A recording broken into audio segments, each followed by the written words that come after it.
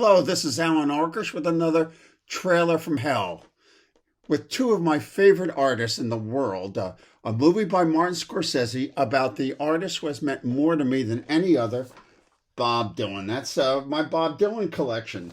This is a 3.5 hour history of Dylan from his beginnings to 1966. There's 2 hours of extras in here. We're going to talk about Dylan today because I'm obsessed with him. I'm officially a Dylanologist. I mean, look at all this material that I started collecting when I was 15 years old. There's my vinyl, CDs, box sets, books, DVDs, Blu-rays, bootlegs. That's the true sign. If you have bootlegs, well, you clearly are a Dylanologist. And this is Ten of Swords, which is from the early 80s. It's got 20 LPs on it of material that was never released. Concerts, outtakes, different versions. And I'm not the only one that's obsessed because Bob Dylan has fans that want everything. And so he has released everything that is on there plus. This is every album, every period of his career. He has released everything that's in the vaults, okay? Now, I'm not going to go over everything because, well, that would be too long, and I promise that this intro will not be longer than Sad-Eyed Lady of the Lowlands, and you would know what it is. Well, let's start with the movies, but a movie where Dylan kind of really isn't in it, all right? Inside Llewyn Davis, which ends with Llewyn Davis on stage. He walks off the stage because there's a new artist stepping on the stage. And if you know folk music history, it's Gerde's Folk City, and it's Bob Dylan. And Dylan appeared at Gerde's many times. In fact, there's his first album, which sold only 2,500 copies. And one night, he needed to have a new song for Gerde's, so he was sitting across the street at the Kettle of Fish, eating fish and chips, trying to write a new song. He had the chorus, he needed the verses. So while he was eating, he wrote down, "How many roads must a man walk down before you call him a man?" And that night, he played it for the first time in Gerde's. That's right, Blowing in the Wind. And it kind of opened up something for him, because then he came up with a whole album of new material. And that's Freewheelin' Bob Dylan, and it's a huge breakthrough. I love this cover. That is just such a romantic image on this cover. And the album came out, and 3 weeks later, having heard the song, Peter, Paul, and Mary, an up-and-coming folk trio, had recorded it in 1 hour in one take. It came out just right after Dylan's album and sold 300,000 copies in its first week. Now, that's how I heard Dylan for the first time on the radio. And so I sought him out, and after about a year, I bought my first Dylan album. Times are changing, and The Righteous Anger really suited me, okay? And Social Issues, and this is the original copy. You can see how it's all yellowed. What's my favorite Dylan record? Well, that would have to be Highway 61 Revisited, which came out in end of summer in 1965, and it's got my favorite Dylan song on it, Like a Rolling Stone. And it came out right after my first Dylan concert, which was him at Forest Hills Stadium. It's my first concert ever. He started out acoustic, and then when he went electric, well, the audience went crazy and there was booing and so forth. And he kind of wiped us all out when he coolly sang, "Something's happening here, but you don't know what it is, do you, Mr. Jones?" Now, do you know that this is the album that Miss Togar burns in Rock and Roll High School? She destroys my favorite album. And so do I need a better excuse for burning down and blowing up her school? I think not. Okay, Dylan movies. Don't Look Now. Filmed on tour in England in the winter of 1965. The record company wanted Dylan to do another acoustic record, a live record. So on this tour, they filmed him and they recorded him, and there's some terrific performances. But what they did not know was, as he was doing acoustic, he was thinking, I'm done with this. And so he started writing material for the album that came out, well, the April of 1965. I got this copy for my birthday, all right? I played Mr. Tambourine Man to death, and this is a real breakthrough record. And I used to study the cover because there were so many clues on it to the meanings of songs, I thought. And you know when you stare at something a lot, it seems like there's something wrong with it. I mean, I may be getting a little crazy, but this cover looks different to me now. Yeah, it's been a long time. Getting back to this movie, the backstage stuff is great. And there's a scene where the young rising prince of folk music in England, Donovan, trades songs with Bob Dylan. Now, if this scene had been written, rehearsed, and shot like a fictional movie, it could not have been more perfectly done. And ending with Bob Dylan singing "It's All Over Now, Baby Blue." You must get this, okay? This is really an important, well, I don't think there's any better film about what it's like to be on the road and be under the kind of pressure and scrutiny that Dylan was at that time.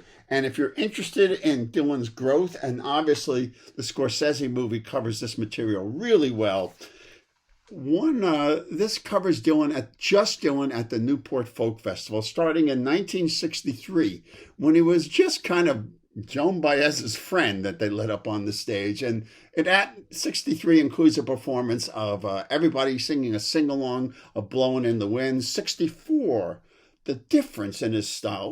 What this does is with each year, you see an artist that is growing tremendously quickly. And in 65, with the Paul Butterfield Blues Band on stage and the great guitarist Mike Bloomfield kicks into the intro to "I Ain't Gonna Work on Maggie's Farm No More," the audience turns against Bob and boos and screams and shouts, and he becomes a pariah. And that's the engine for much of Scorsese's movie, how the audience would not let him be who he wanted to become. Okay. More concert films. Early 70s, the Concert for Bangladesh. This is a charity event put on by George Harrison, who called every great musician that he knew, and who's going to say no to George Harrison?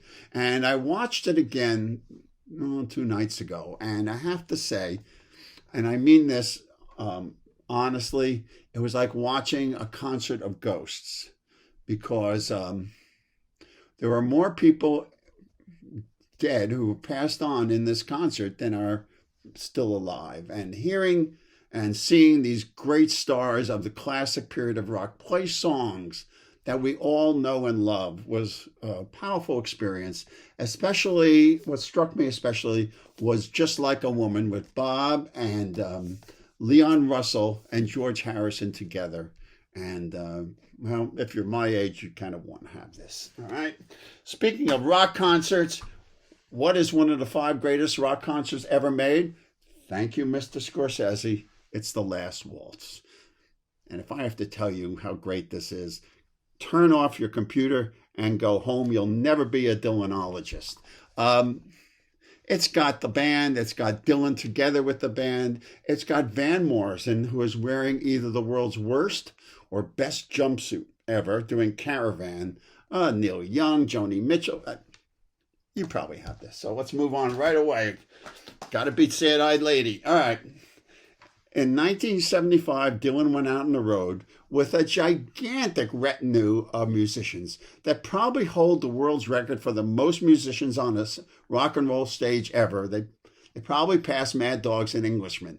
About 5 years ago, that footage still existed, and they gave it to Marty Scorsese, who organized it and brought in the other footage that they shot. They made up a movie as they were touring and playing these songs. It's called Ronaldo and Clara. It's 4 hours long. This is Bob Dylan doing Tarkovsky, okay? Marty wisely cut it way down. Seeing this movie once is enough.